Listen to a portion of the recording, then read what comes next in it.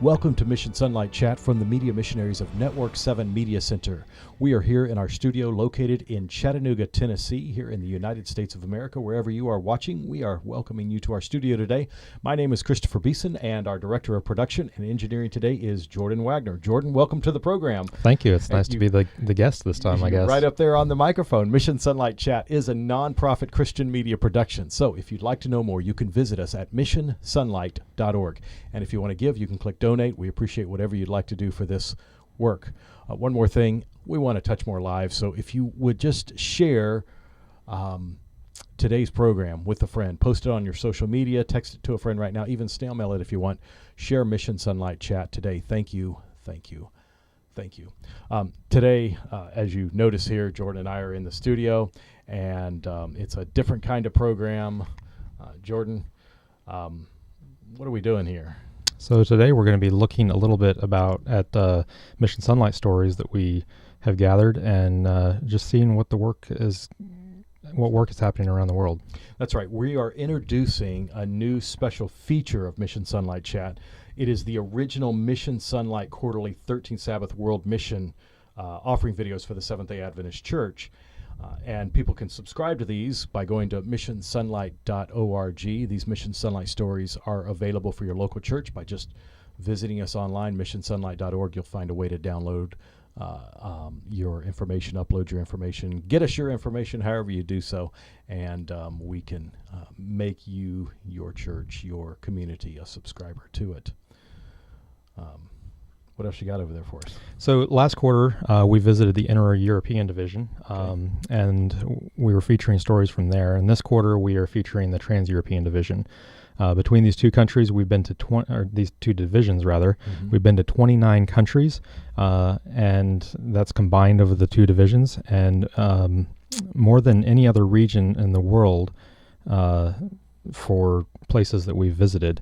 Yeah, so that's cool. Christopher, this quarter we're going to be going to Latvia and England. Yeah, Jordan, I love the artistic shots that we get, both photos and videos. Of course, you know, I love architecture, which we know Europe is filled with inspiring architecture. Yeah. In the videos we're going to watch today, we include drone shots from Newbold College, and particularly the old manor on the campus of Newbold called More Close. I love to see that building from up high where you can really appreciate the peaks and gables and the unique roof structure. So I'm looking forward to seeing that video. Yeah, I really like the drone shots as well, and you know, especially the spires on the old cathedrals and things like that. Yeah. But you know what's more, what I like more than the drone shots is how we tell the story of what is going on in people's lives on the ground, right, and how Jesus is working and moving in their lives and in their area. Yeah. You're right. So let's take a look or listen to, depending on where you are today, the Trans-European Division segment that we call the Overview, to learn a bit more about this region of the Adventist Church ministry. Welcome to Mission SONlight, reporting this quarter from the Trans-European Division and from the Media Missionaries of Network 7 Media Center. This division is globally renowned for the educational work of Newbold College. Newbold has participated widely in the Adventist Colleges Abroad program. Newbold was founded in 1901 as Duncombe Hall College in London. Later, in 1945, it moved to Bracknell, approximately 40 miles west of London.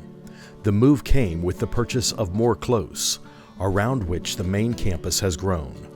The college offers courses in theology, business, history, and many other programs, including one-year or gap-year offerings. The More Close acquisition was important, not only as the new 1945 campus and the nucleus for future expansion. It was enlarged and transformed in its own right in 1911 by the famed British architect Oliver Hill. Today, the original More Close Manor stands boldly as it serves as the girls' dormitory, a home away from home to the college's female population. The Trans-European Division has made a commitment to not just building buildings this 13th Sabbath, but also to building communities, building families, building congregations, and ultimately building the kingdom for Christ. Last quarter, we heard from the Inter-European Division. The countries of these two divisions are intertwined across Europe based on language, geography, politics, and other factors impacting the work of the Seventh-day Adventist Church. Together, the members of these two divisions have an equally complicated path to reaching the people of Europe with the story of Jesus.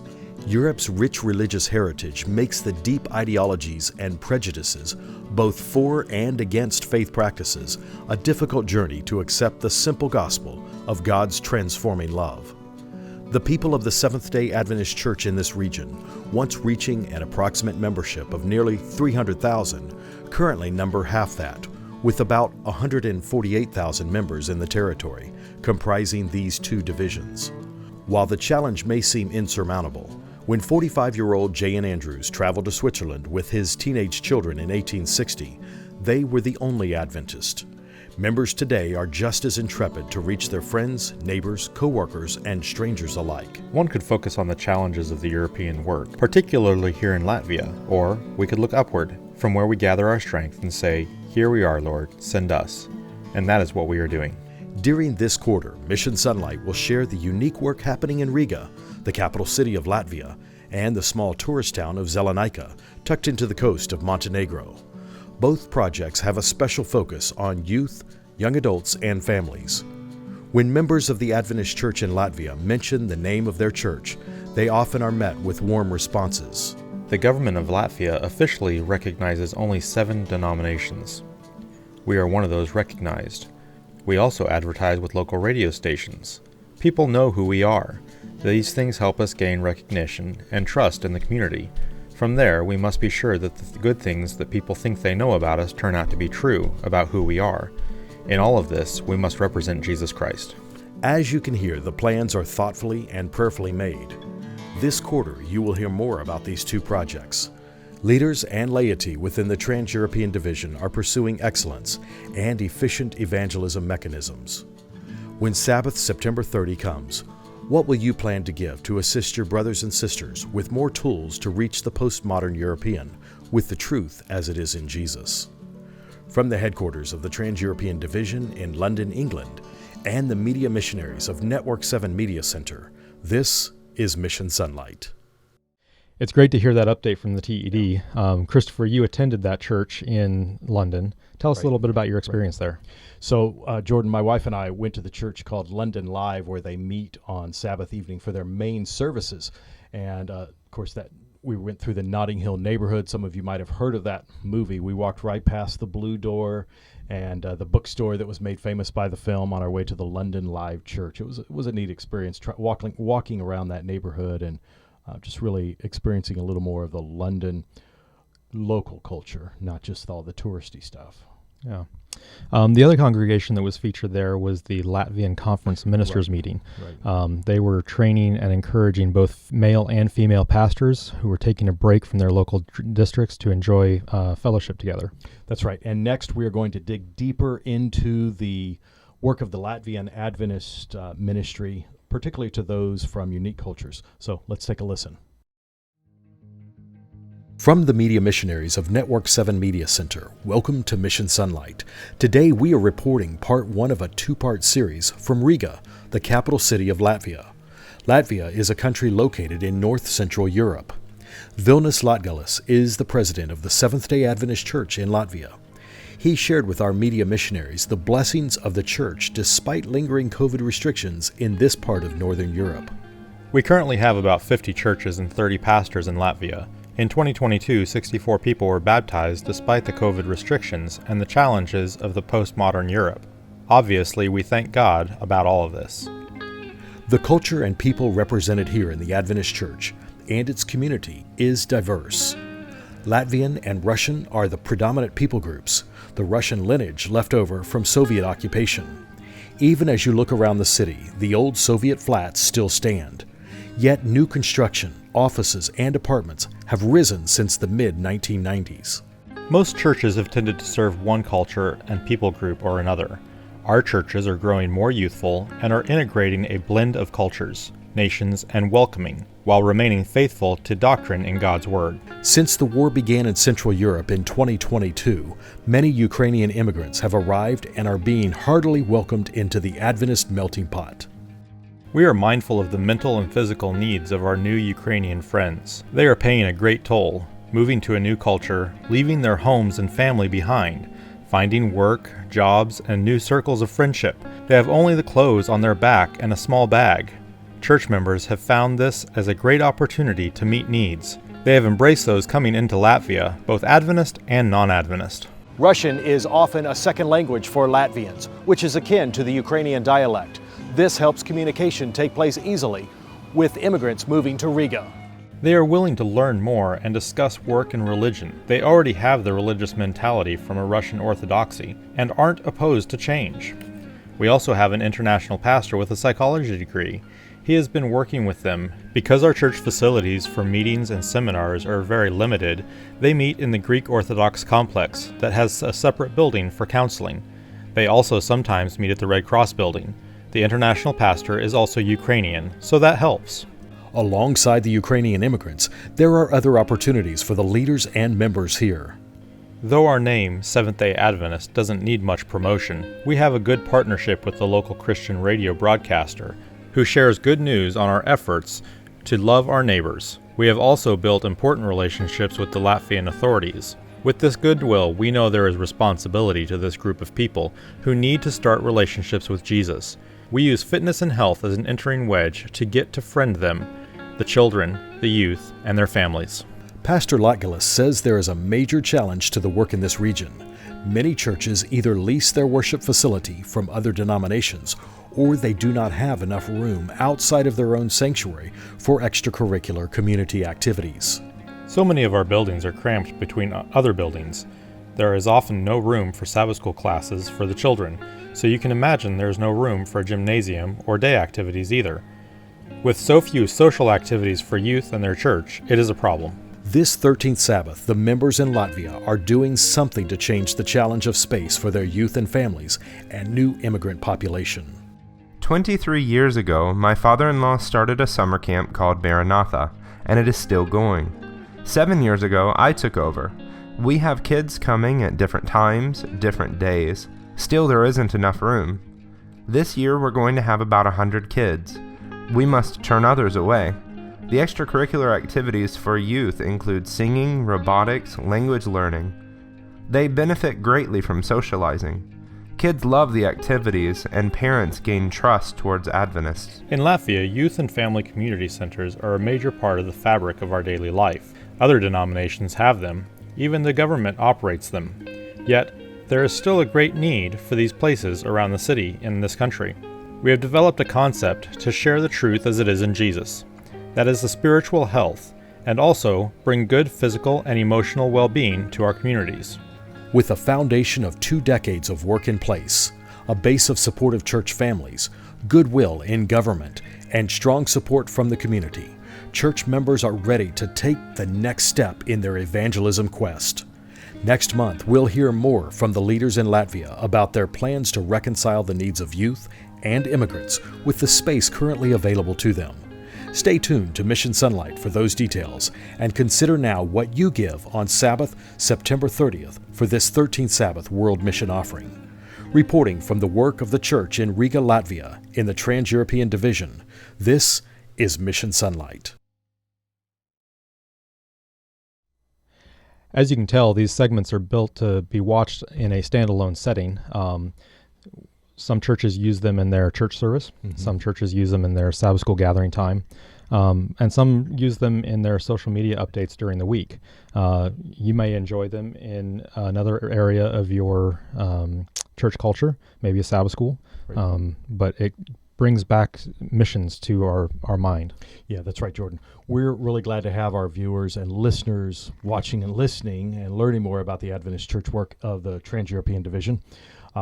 And if folks would like to get in on the download format for any of these types of uses for the local church, they should visit us at missionsonlight.org. That's missionsonlight.org. Let's roll our last story from this quarter and hear about the Latvian Youth and Family Community Center of Influence. Cool. Let's do that. Welcome to Mission SONlight, reporting this quarter from Riga, Latvia, in Northern Europe, and from the media missionaries of Network 7 Media Center. Today's report is part 2 of a 2-part series on the immigrant and youth ministry in this region. Last month, we shared with you the challenges of the work in Europe, particularly those found in Latvia. We told you that the members have a plan to meet the growing need, with your help through the 13th Sabbath World Mission Offering. The immigrant population grows daily, which are mostly refugees from the Ukrainian front. We also have a need to expand what we offer to our youth, outside of cramped and rented sanctuaries where we have no space and no place to do other kinds of ministry and fellowship with kids, young adults, and families. In Latvia, youth and family community centers are a major part of the fabric of daily life. Other denominations have them, even the government operates them, yet there is still a great need for these places around the city and around the country. We have developed a concept to share the truth as it is in Jesus, that is spiritual health, and also bring good physical and emotional well-being to our communities. With the foundation of 2 decades of work in place, goodwill in government, and strong support from the community, church members are ready to take the next step in their evangelism quest. The Adventist Church in Latvia will create a physical center that will provide space for the Ukrainian immigrant integration, youth, young adults, and families to learn and grow and fellowship, and so much more. Members intend for it to be a center of influence unrivaled by no other nearby organization. Our small youth center has been operating for 25 years. It has grown to full capacity with a schedule to fit in everyone into the small space. But we are at max. With the 13th Sabbath offering combining with our members' efforts, we will build a center of influence that will multiply our space for young adults, families, and our growing immigrant ministries. Currently, 4 churches oversee the youth center, and they have pledged their support of the new COI, and 24 other churches in the capital region will be a part of the ministry plan too. There are 4 sites currently under consideration for the center. We visited 2 of them, where you can see they are adjacent to a mega store and a major fast food chain. These sites have been carefully and prayerfully selected, not only as good sites for construction, but for their proximity to the people they will serve and the access to services they will offer. The center will operate with outreach programs, 6 days a week, with church volunteers leading out and other community volunteers too. On the 7th day, it will be consecrated for worship. We have many medical missionary-minded members who will fill the needs for knowledgeable and efficient staff and volunteers. Visitors to the center will find language courses, sports and gymnasium activities, robotics, music, family and parenting programs, financial management classes, and so many other activities happening here. Our program already consists of music and drama camps for various ages. We will also offer facilities for massage, an exercise class, dental care, a health food store, as well as an ADRA office and health assessments. These will make an impact especially on parents and immigrants with physical and mental stressors. It is important to say there will be counseling, spiritual seminars, and religious programs for everyone who comes. They will know more about our God. The Baltic Union of Seventh-day Adventists has made a commitment to youth and families right here through Centers of Influence.